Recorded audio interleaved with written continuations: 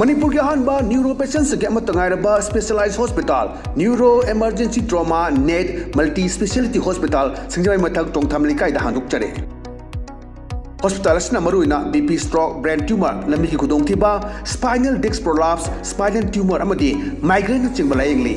hospital asida neuro ki layeng bar changba afaba makhal ki khusu khulai amadi machine marang kaida lei masina kokal mari lenaba tongan ba makhal ki anaba sing ningthina layengli lamdam masida neurosurgeon yamna tangariba maramna chingmadi arapa mafumdagi lakpa anaba sing neurosurgeon unanaba honabada awaba kya mayongdari masida sunatna matam tintana anaba layengna maram oraga khudong thiba kya su mayongdari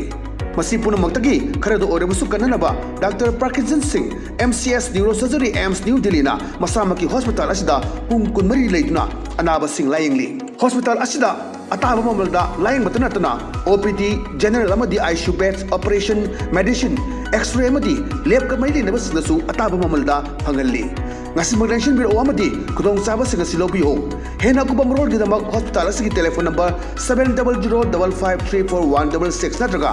8974572154 da pau phabirak yagani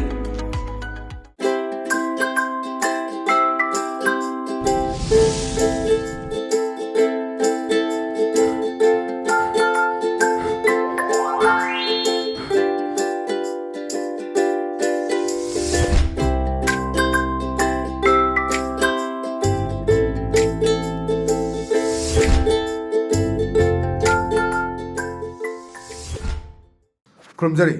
ELITETV ki test cartoon mahau meng ta video si Muhammad Tara Mukchari mru ng sim follow fongo pau se singi cartoon singda cartoon nishna kari hen liba kari punong liba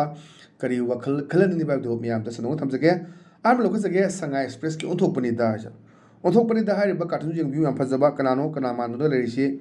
Amit Shah man bam leire nomagi yalaga koi Gabbar Singh ki type ni solegi ega BBS ta puthori je solegi Gabbar Singh ki type ni sindur ga singkatna tawna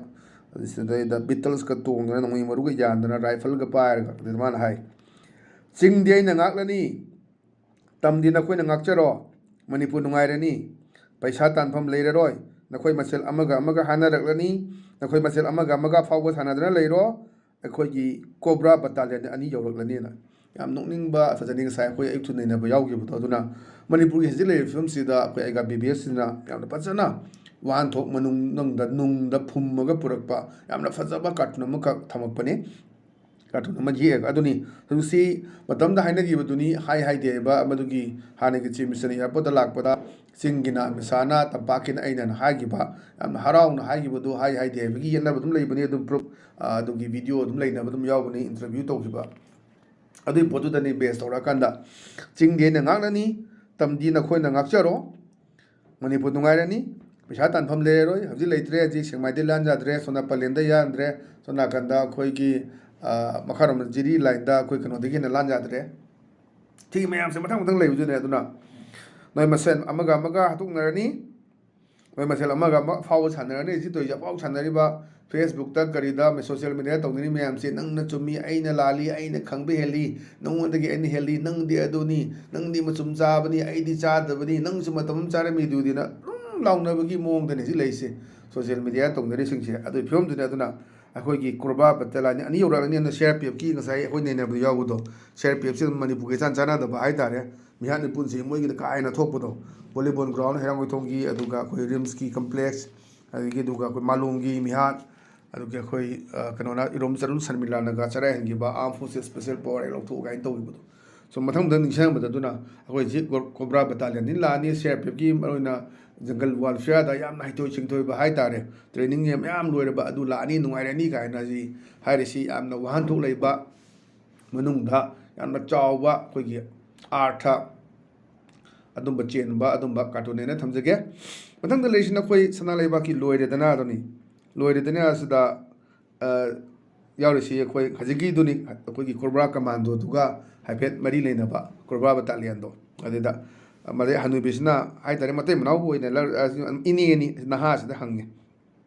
mogi sathi ba commando singduna santi purakaturi jalana ji lakin haibda adida amena khoni khang de da ine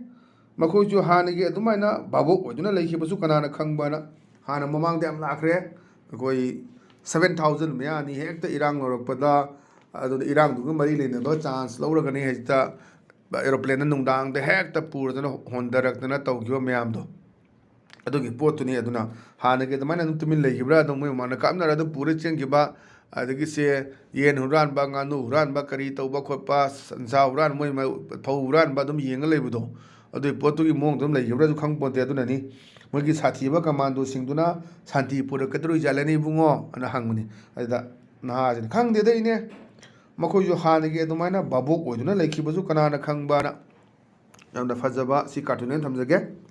ꯃꯊꯪꯗ ꯂꯩꯔꯤꯁꯤꯅ ꯑꯩꯈꯣꯏ ꯄꯣꯛꯅꯐꯝꯒꯤ ꯕꯥꯂꯨꯍꯦꯁꯤꯅꯤ ꯕꯥꯂꯨꯍꯦꯁꯤꯗ ꯌꯦꯡꯕꯤꯌꯨ ꯑꯩꯈꯣꯏ ruling ꯄꯥꯔꯇꯤꯒꯤ meeting ꯇꯧꯕꯅꯦꯅ ꯂꯧꯗꯣꯏꯅꯤ ꯃꯥꯒꯤ ꯏꯂꯦꯛꯇꯦꯠꯂ ꯔꯥꯖꯅꯤꯇꯤ ꯋꯥꯂꯥ ꯑꯃꯗꯤ ꯑꯣꯏꯔꯦ ꯄꯨꯔꯇꯥ ꯄꯥꯏꯖꯃꯥ ꯁꯦꯠꯂꯦ ꯅꯦꯍꯔꯨ ꯇꯨꯄꯤ ꯎꯞꯄꯦ ꯑꯗ ꯃꯥꯅ ꯋꯥ ꯉꯥꯡꯕ ꯍꯧꯔꯛꯄꯁꯤꯗ ꯃꯌꯥꯝꯁꯦ ꯆꯦꯟꯅꯕꯗꯨꯅꯦꯕ ꯆꯦꯟꯅꯕꯁꯤꯗ ꯃꯥꯅ ꯄꯤꯍꯟꯗꯗꯅ ꯍꯥꯏꯕꯅꯤ ꯍꯣꯏ ꯀꯩꯗꯧꯔꯦ ꯃꯌꯥꯝ ꯆꯦꯟꯅꯔꯤꯗꯣ ꯃꯌꯥꯝꯅ ꯆꯦꯟꯅꯔꯤꯗꯣ ꯀꯩꯗꯧꯔꯒꯦ ꯍꯦꯟꯅ ꯑꯁꯣꯝꯗ ꯑꯩꯈꯣꯏꯕꯨ ꯀꯔꯦꯝꯅꯕ ꯑꯣꯄꯣꯖꯤꯁꯟꯒꯤ ꯃꯤꯇꯤꯡ ꯇꯥꯗꯣꯏꯔꯥꯅ ꯃꯥꯒꯤ ꯃꯤꯇꯤꯡ ꯇꯥꯔꯛꯇꯕ ꯑꯗꯨꯅ ꯍꯟꯗꯛꯀꯤꯁꯤ 2027ꯒꯤ ꯏꯂꯦꯛꯁꯟꯁꯤ ꯌꯥꯝꯅ ꯑꯗꯨꯝ ꯏꯔꯥꯏ ꯂꯥꯏꯕ ꯑꯣꯏꯔꯣꯏꯗꯣꯔꯤ ꯑꯗꯨ ꯈꯪꯂꯩ ꯂꯩꯈꯤꯕꯁꯨ ꯌꯥꯏ ꯑꯗꯨꯅ ꯍꯥꯏꯔꯤꯕ ꯄꯣꯠꯁꯤ ꯂꯩꯔꯤꯕ ꯃꯤꯌꯥꯝꯁꯤꯒꯤ ꯋꯥꯈꯜꯂꯣꯟꯁꯤ ꯀꯩ ꯂꯩꯒꯦꯁꯦ ꯍꯟꯗꯛ 2027ꯗ ꯀꯨꯏꯗ꯭ꯔꯦ ꯁꯤꯗ ꯄꯥꯡꯊꯣꯛꯀꯗꯧꯔꯤꯕ ꯃꯤꯈꯜꯁꯤꯗ ꯈꯪꯒꯗꯧꯔꯤꯕꯅꯤ ꯀꯅꯥꯅ ꯀꯔꯤ ꯇꯧꯕ ꯑꯗꯩ ꯄꯩꯁꯥꯅ ꯆꯠꯄ꯭ꯔꯥ ꯃꯤꯁꯤꯡꯁꯤ ꯚꯥꯞ ꯇꯥꯕ꯭ꯔꯥ ꯒ꯭ꯌꯥꯟ ꯇꯥꯕ꯭ꯔꯥ ꯀꯃꯥꯏꯅ ꯇꯧꯏ ꯍꯥꯏꯕꯅꯆꯤꯡꯕ ꯃꯌꯥꯝꯁꯦ ꯈꯪꯅꯤꯡꯕꯒꯤ ꯑꯗꯨꯝꯕ ꯄꯣꯠꯅꯤ ꯑꯗꯨꯒ ꯑꯆꯧꯕ ꯑꯩꯅ ꯍꯥꯏꯕꯗꯣ ꯆꯤꯐ ꯃꯤꯅꯤꯁꯇꯔꯒꯤꯗꯣ ꯑꯆꯧꯕ ꯑꯦꯁꯤഡ് ꯇꯦꯁ ꯑꯃꯅꯤ ꯃꯥꯅ ꯍꯟꯗꯛꯀꯤ ꯂꯥꯛꯂꯤꯕ 2027ꯒꯤ ꯃꯤꯈꯜꯁꯤꯗ ꯑꯦꯕꯁꯣꯂꯨꯠ ꯃꯦꯖꯣꯔꯤꯇꯤ ꯐꯪ ꯉꯝ ꯇꯥꯔꯗꯤ ꯆꯤꯐ ꯃꯤꯅꯤꯁꯇꯔꯒꯤ ꯐꯝꯁꯦ ꯃꯥ ꯃꯈꯥ ꯇꯥꯅ ꯑꯃꯨꯛ ꯐꯨꯜ ꯇꯥꯝ ꯑꯃ ꯆꯍꯤ 5 ꯑꯃꯒ ꯐꯪꯗꯣꯏꯅꯤ ꯍꯧꯖꯤꯛ ꯆꯍꯤ 1 ꯈꯛꯇꯅꯤ ꯍꯧꯖꯤꯛ ꯃꯌꯥꯗꯅꯤ ꯐꯪꯗꯣꯔꯤ ꯃꯌꯥꯝꯁꯤ ꯑꯗꯨꯅ ꯌꯦꯡꯕ ꯇꯥꯕꯅꯤ ꯌꯥꯝ ꯅꯨꯡꯉꯥꯏꯕ ꯏꯂꯦꯛꯁꯟ ꯑꯃ ꯑꯣꯏꯒꯅꯤ ꯑꯗꯨꯅ ꯌꯥꯝ ꯐꯖꯕ ꯁꯨ ꯋꯥꯍꯟꯊꯣꯛ ꯂꯩꯕ ꯀꯥꯔꯇꯨꯟ ꯑꯅ ꯊꯝꯖꯒꯦ ꯃꯊꯪꯗ ꯂꯩꯔꯤꯁꯤꯅ ꯑꯩꯈꯣꯏ ꯋꯦꯜ ꯅꯟ ꯄꯥꯎꯒꯤ ꯑꯁ ꯂꯣꯏꯔꯦ ꯍꯥꯏꯕꯗꯨꯅꯦꯕ ꯁꯤꯗꯩꯁꯤꯗ ꯑꯩꯈꯣꯏꯒꯤ ꯄ꯭ꯔꯚꯨ ꯂꯥꯏꯁꯤꯗ ꯑꯩꯈꯣꯏꯒꯤ ꯈꯨꯔꯨꯝꯖꯔꯒ ꯍꯥꯏꯖꯕꯅꯦꯕ ꯀꯃꯥꯏꯅ ꯍꯥꯏꯒꯦꯗ ꯃꯥꯅ ꯄ꯭ꯔꯚꯨ ꯅꯅꯥꯏ ꯌꯥꯛꯄꯨ ꯑꯆꯨꯝꯕ ꯑꯃꯨꯛꯇ ꯉꯥꯡꯍꯟꯕꯤꯌꯨꯅꯦ ꯄ꯭ꯔꯚꯨꯅ ꯑꯩ ꯑꯆꯨꯝꯕꯗ ꯉꯥꯡꯖꯒꯦ ꯍꯥꯏꯕꯅꯦꯕ ꯑꯗꯩꯗ ꯄ꯭ꯔꯚꯨꯁꯤꯅ ꯀꯃꯥꯏꯅ ꯈꯨꯝꯃꯛꯀꯦꯗ ꯅꯣꯛꯅꯤꯡꯕ ꯅꯪꯗꯤ ꯂꯥꯏꯔꯤ ꯄ꯭ꯔꯚꯨ ꯑꯩ ꯐꯥꯎ ꯑꯆꯨꯝꯕ ꯉꯥꯡꯗ꯭ꯔꯦꯅ ꯌꯥꯝꯅ ꯐꯖꯕ ꯅꯣꯛꯅꯤꯡꯕ ꯄꯣꯠꯅꯤ ꯑꯩꯈꯣꯏ ꯊꯥꯖꯕ ꯑꯗꯨꯅꯤ ꯊꯥꯖꯕꯗꯨꯅ ꯏꯁꯣꯔꯅꯤ ꯍꯥꯏꯕꯗꯨꯅꯤ ꯏꯁꯣꯔ ꯂꯩ ꯂꯩꯇꯦ ꯍꯥꯏꯕꯒꯤ ꯌꯦꯠꯅꯕ ꯃꯌꯥꯝꯁꯨ ꯂꯩ ꯈꯔ ꯑꯃꯅ ꯂꯩ ꯍꯥꯏꯒꯅꯤ ꯈꯔ ꯑꯃꯅ ꯂꯩꯇꯦ ꯍꯥꯏꯒꯅꯤ ꯁꯤꯒꯨꯝꯕ ꯃꯌꯥꯝꯁꯦ ꯁꯤꯒꯤ ꯏꯁꯨ ꯃꯌꯥꯝꯁꯤꯅꯤ ꯍꯧꯖꯤꯛ ꯂꯩꯔꯤꯕ ꯃꯌꯥꯝꯁꯦ ꯑꯗꯨꯅ ꯁꯤꯒꯤ ꯐꯤꯕꯝꯁꯤꯗꯅꯤ ꯑꯗꯨꯅ ꯉꯁꯥꯏꯒꯤ ꯂꯥꯏꯐꯥꯎꯗ ꯑꯩꯈꯣꯏꯁꯤ ꯃꯊꯧꯅ ꯃꯇꯝꯗ ꯌꯥꯔꯛꯇꯗꯤ ꯑꯣꯏꯗꯕ ꯉꯥꯡꯕꯒꯤ ꯑꯩꯐꯥꯎꯗ ꯑꯆꯨꯝꯕ ꯉꯥꯡꯗ꯭ꯔꯦ ꯍꯥꯏꯗꯅ ꯌꯥꯝꯅ ꯐꯖꯕ ꯑꯗꯨꯝꯕ ꯋꯥꯍꯟꯊꯣꯛ ꯂꯩꯕ ꯀꯥꯔꯇꯨꯟ ꯊꯝꯖꯒꯦ ꯃꯊꯪꯗ ꯂꯩꯔꯤꯁꯤꯅ ꯑꯩꯈꯣꯏ ꯄꯤꯄꯜꯁ ꯀ꯭ꯔꯣꯅꯤꯀꯜꯒꯤ ꯇ꯭ꯋꯤꯁ ꯑꯦꯔꯇꯤꯀꯜ ꯑꯗꯨꯅꯤ ꯇ꯭ꯋꯤꯁ ꯑꯦꯔꯇꯤꯀꯜꯁꯦ ꯌꯥꯝ ꯏꯟꯇꯔꯦꯁꯇꯤꯡ ꯑꯣꯏꯕ ꯍꯥꯏꯇꯥꯔꯦ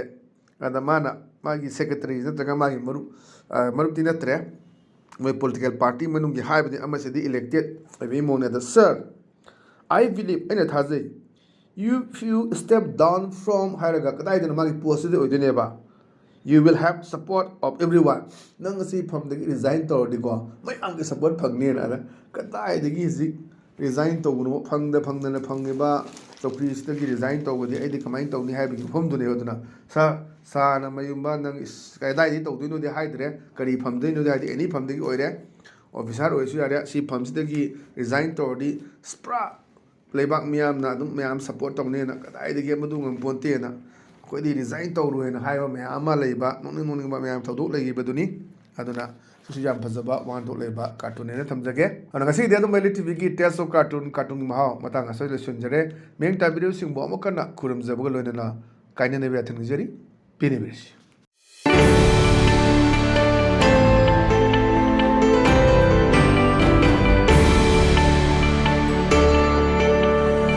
neuro patients specialise hospital neuro emergency trauma net multi speciality hospital Singjamei मथक टोंगथाम लिकाइदा हांदोकचरे हॉस्पिटल असना मरुइना बीपी स्ट्रोक ब्रेन ट्यूमर लम्बी की खुदोंथिबा spinal disc prolapse spinal tumour अमदी माइग्रेन चिंगबा लायंगली हॉस्पिटल असदा न्यूरो की लायंगबद चंगबा अफबा मखलगी खुसु खुलाई अमदी मशीन मरांग कायदे लई मसिना कोक मरी लेनबा तोंगान तोंबा मखलगी अनाबसिंग निंगथिना लायंगली लमदम मसिदा न्यूरो सर्जन यामना तांगा लैबा मरमना चिंग अमदी अरापा मफमदगी लाकपा अनाबसिंग न्यूरो सर्जन उननबा होनबदा अवाबा कया मायोंगदरी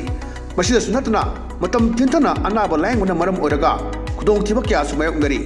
मसी पुनमक्तगी खरदो ओरबसु कन्ननबा doctor Parkinson Singh MCS neuro surgery AIIMS new दिल्लीना मसामकी हॉस्पिटल असिदा पुंग कुनमरी लेदुना अनाबसिंग लायंगली हॉस्पिटल असिदा अताब ममलदा लाइंग मतनतना ओपीडी जनरल अमदी ICU beds operation medicine X-ray अमदी लैब कमैली नबसनसु अताब ममलदा फंगल्ली